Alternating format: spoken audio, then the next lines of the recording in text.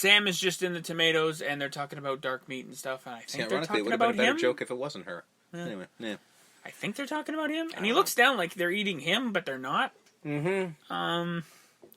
I'm guessing he does end up getting killed because we cut to him later on. More assassination attempts, more failures. There's a chase. Yeah.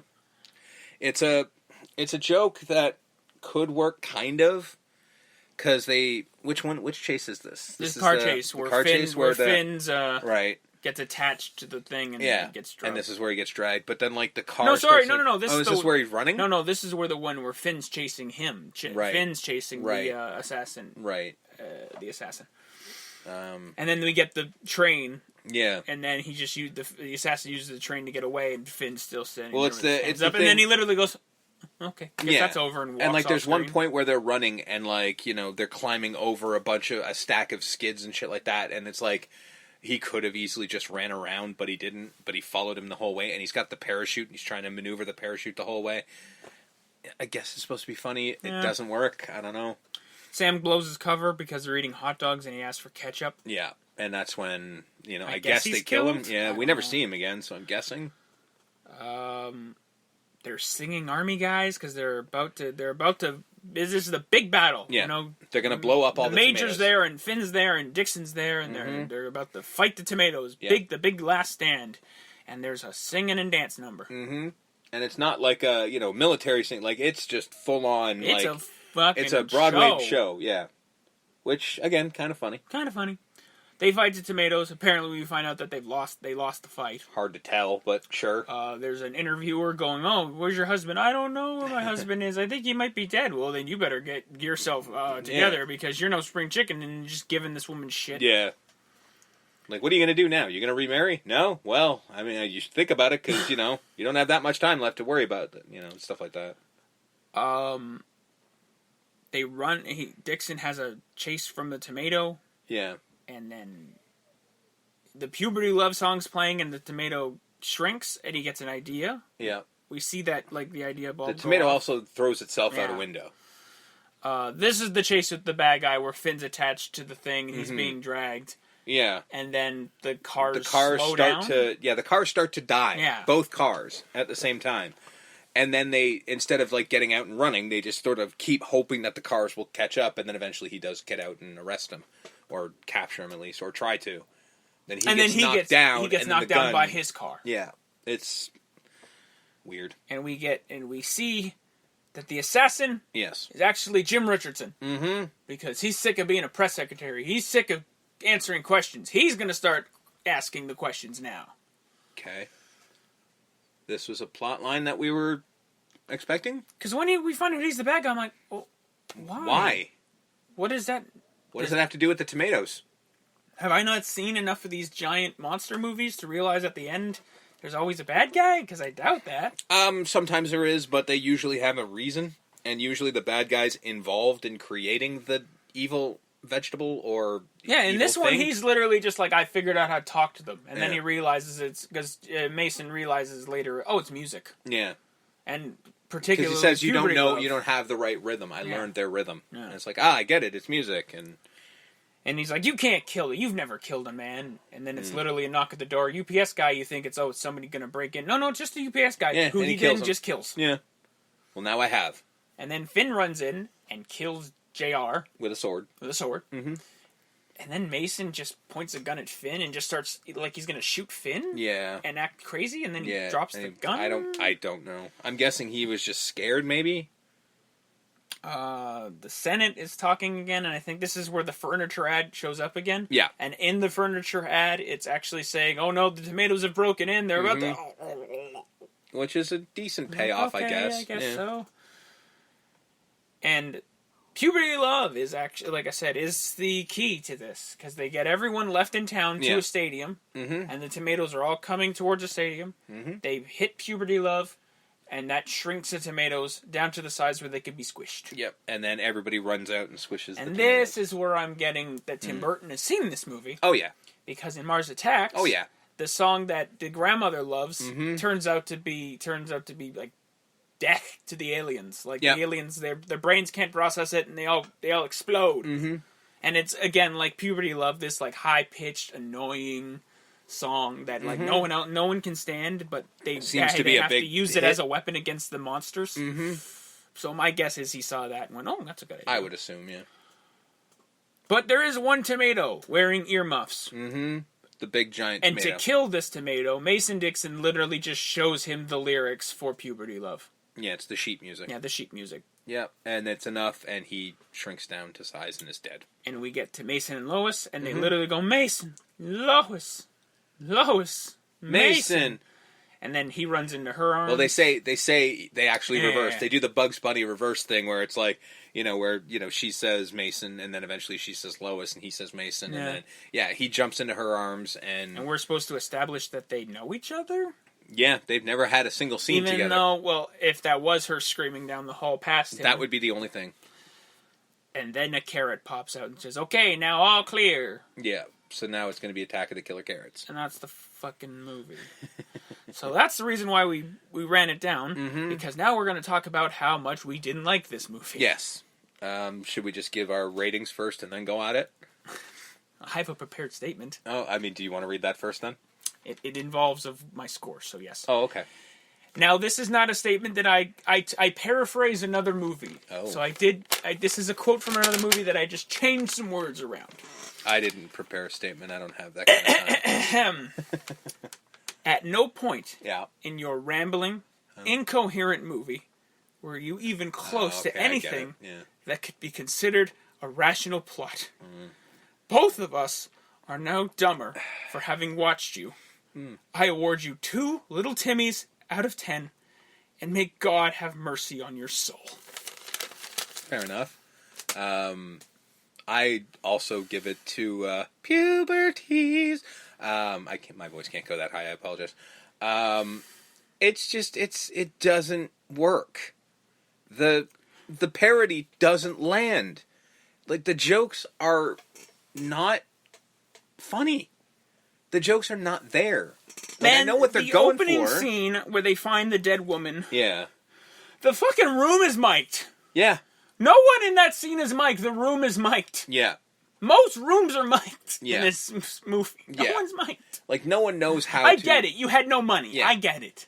But if you had no money, then you get no movie. Yeah. That's the point. The audio is shit, but, and that's supposed to be part of the fun, but, like I said, it would work if... It would work better if it wasn't a parody. If they actually attempted to make a legitimate, ridiculous fucking Attack of the Killer Tomatoes movie without the parody aspects. Listen. It would have been so bad it's good. The reason why I love things like Plan 9 from Outer Space. It's a fantastic movie. And the reason why things like my favorite movie, Flash Gordon. These are movies that were made in... Like The Room, too. The Room. Yes. It's a perfect example. These were attempts. These were movies that were made in earnest.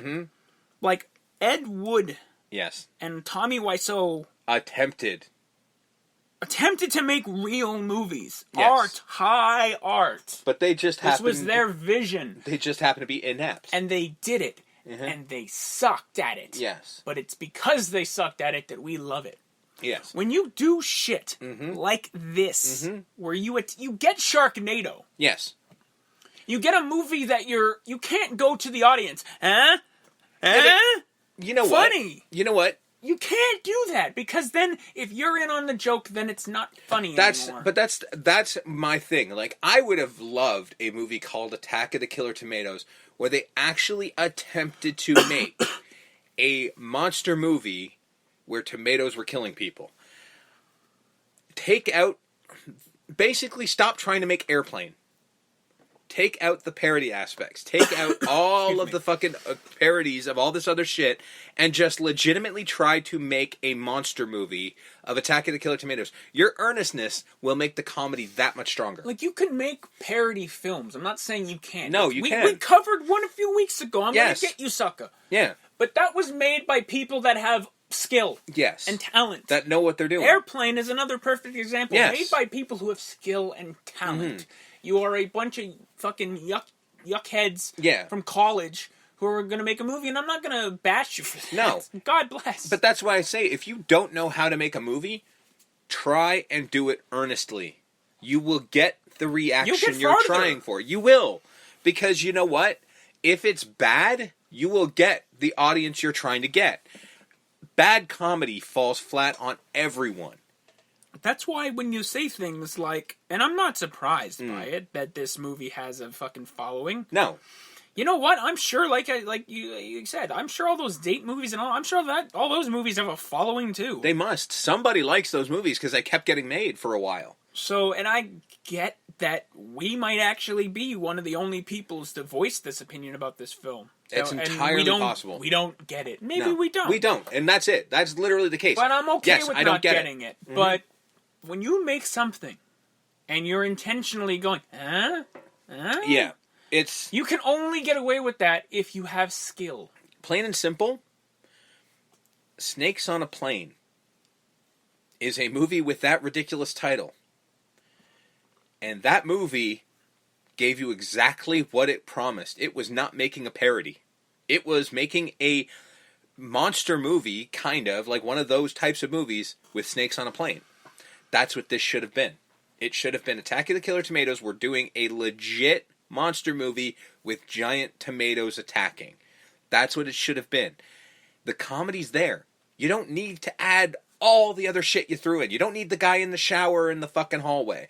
You don't need the guy with the parachute. You don't need the fucking Superman joke. You don't need any of that shit. You just legitimately make this movie. You don't need the Japanese doctor who's being dubbed. No. You just legitimately make Attack of the Killer Tomatoes, and I guarantee you, at least for me, again, and even as shitty as it was, like them like going, and then they just jump at someone. I'm not saying you need to, because I get it. You don't have the money to have a tomato open its mouth and eat someone. I don't need like that. It's Little Shop of Horrors, which eventually they do that apparently with the sequels. That's fair. But they probably got more money. Yeah. But if you just make a movie where it's literally just tomatoes, and then they just jump it, you fly at someone, and then no, they've been killed. That's what all those 50s and 60s movies are. Yeah. Again, he watched Attack of the Mushroom People and went, "Wow, this movie is silly." Yeah. But that movie was made earnestly. Exactly, and that's what you should have done with this. All of those giant monster movies from all those decades were all... No one for 1 second thought, we're making schlock. Yes. They made schlock without realizing it, and that's why we love those movies today. Case in point is a movie we've already covered.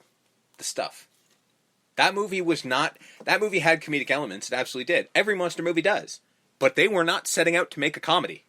It just, of course, turned out that way because the premise is fucking ridiculous.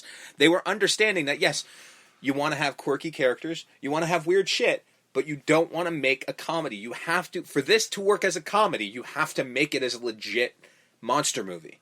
And they didn't do that. They tried to set out to make a comedy with a horror or monster movie plot. And that's not, you can't do that. It doesn't work. And this movie fell so flat. So. And it's sad, because I said this off mic. I said, we should have liked this movie. This is everything we like. This is like, you think, we even said it last week, I think, this is like right up our alley. We thought we were going to love this. And I should love this. Yeah. I personally should love this, because I like exclusively crap. I've said it before, I'll say it a million times on the show. I like exclusively garbage. My favorite movie is Freddy's Dead: The Final Nightmare. But I love crap. This, I can't co-sign this. No. I can't. No. And again, I apologize if this episode, if you've gone this far in the episode with us, thank you for that. Yeah. Because I'd like to say I wanted to give more effort into this, but I couldn't. That's the thing. Like, it's one thing to have a bad... It was a chore. Yeah, that's the problem, and that's what ends up with this episode. It's one thing to have a bad movie. If it's so bad that you can rip on it and have fun with it, we're great. We're fine. We'll be good. Like, I had a great time ripping on fucking Meteor Man, because I found that movie fucking idiotic. I had a great time ripping it apart. It was fun. This is not fun. This wasn't fun. And it should have been. It's called Attack of the fucking Killer Tomatoes. It should have been the most fun movie we covered. But it just wasn't. It just wasn't fun to watch. It wasn't fun to think about. It's not fun to talk about. There's just nothing here. No. And that's part of the reason why, unfortunately, this episode is also going to be a little short, although you're probably happy about that. On top of it, we're not having fun. We're not doing what we usually do, where we're making jokes or whatever, because it's just, we didn't have fun with it. Yeah. It's unfortunate. We will try not to go this far